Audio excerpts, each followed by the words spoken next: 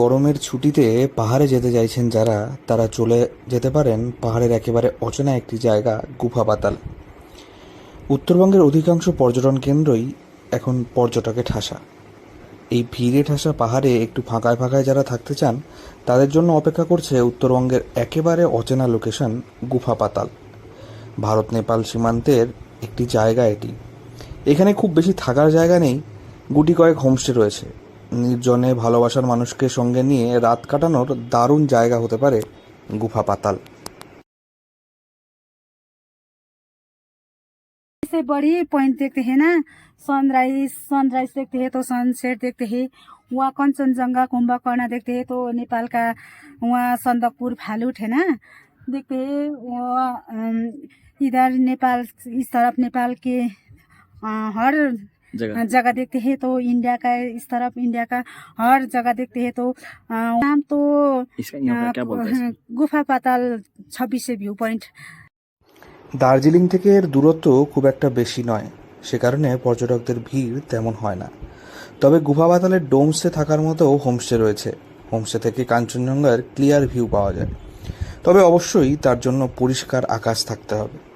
আকাশ পরিষ্কার থাকলে এখান থেকে কাঞ্চনজঙ্ঘার সূর্যোদয় থেকে সূর্যাস্ত সবটাই উপভোগ করতে পারবেন পর্যটকেরা। ছোট্ট একটা পাহাড়ি গ্রাম এটি, সেখানে অনায়াসেই ঘুরে বেড়ানো যায় সারাদিন। সবচেয়ে বড় কথা, এখানে এখনো পর্যন্ত পর্যটকদের তেমন ভিড় নেই। একেবারে নিরিবিলিতে কটা দিন কাটিয়ে যেতে পারবেন এখানে।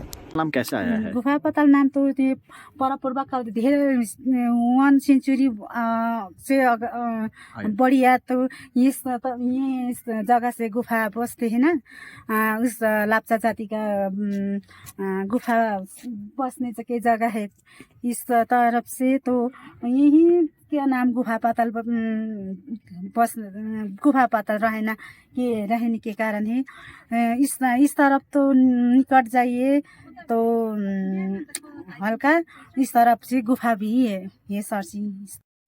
গুফা পাতালে আসতে হলে শিলিগুড়ি থেকে ঘুম হয়ে আসতে হবে, অথবা মিরিক হয়েও আসা যায় এখানে। গুফা পাতাল নামের একটা ইতিহাসও রয়েছে বটে। জানা যায় এখানে বৌদ্ধ সন্ন্যাসীরা একটা সময়ে উপাসনা অর্থাৎ ধ্যান করতে আসতেন। নিরিবিলি জায়গা, কোলাহল ছিল না, সেই থেকে এই জায়গাটির নাম হয় গুফা পাতাল। এখন উপাসনা করতে কেউ আসেন না ঠিকই, তবে পর্যটকদের বেড়ানোর জায়গা তৈরি হয়েছে এই স্থান। দার্জিলিং থেকে অনির্বাণ রায় রিপোর্ট, লোকাল 18 বাংলা।